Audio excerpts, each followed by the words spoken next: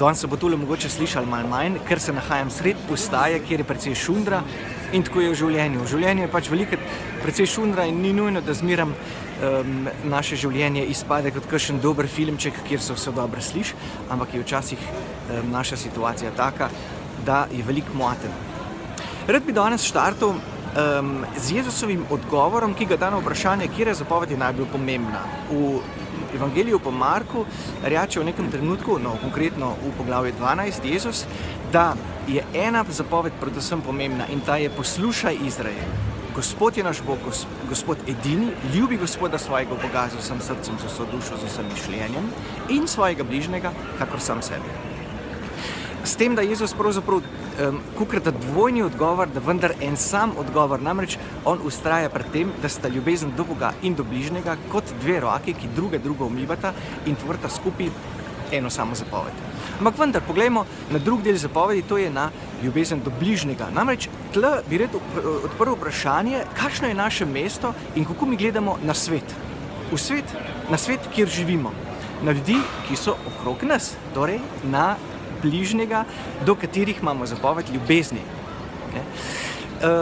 Če Jezus pravi, ljubi svojega bližnjega kakor sam sebe in to pravi tudi Mojzesova postava, potem je to za nas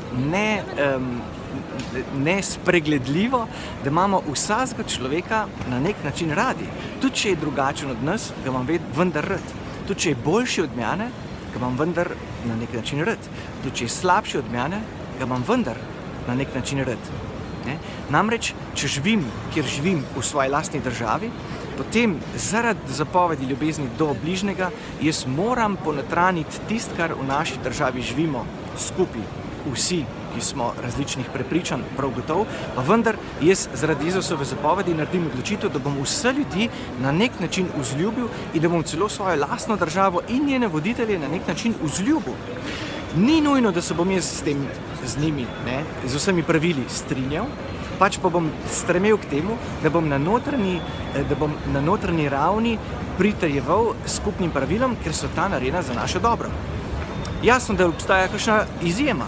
Recimo, mi imamo zakonsko dovoljeno, recimo, da jaz lahko naredim splav. Jaz ne bom kršil zakona, če bom naredil splav, bom pa kršil Božjo zapoved, ne ubijaj, če bom naredil splav. In torej so situacije, ko se jaz ne bom držal državnih pravil ali pa jih ne bom uveljavil, čeprav imam to možnost, zaradi tega, ker je nad mano še večji zakon, večje pravilo in to je Božje pravilo ali pa Jezusovo načelo. In tako pri sobivanju v svetu, ko živimo z vsemi ljudmi, z vsemi možnimi različnimi ljudmi, moram jaz upoštevati poleg državnih zakonov tudi moralni zakon, ki mi ga Jezus nalaga, in ta je, da jaz vsakega človeka ljubim zaradi tega, ker je moj bližnji. To pomeni, vsakega človeka ljubim, ker je moj bližnji. In to je za nas velika odgovornost, zaradi tega, ker mi se ne moramo potem samo na lahko izgovarjati ali pa sklicovati, itak to ni v pravilih, ampak moramo vedno prihajati nazaj na notranje pravilo, na Jezusov glas, ki pravi, ljubi svojega bližnjega kakor sam sebe. Tudi če jaz nimam neke zakonske podlage, jaz sem vendar dolžen spoštovati svojo moralno, svoj notranji glas, mojo vest, po kateri mi Jezus govori.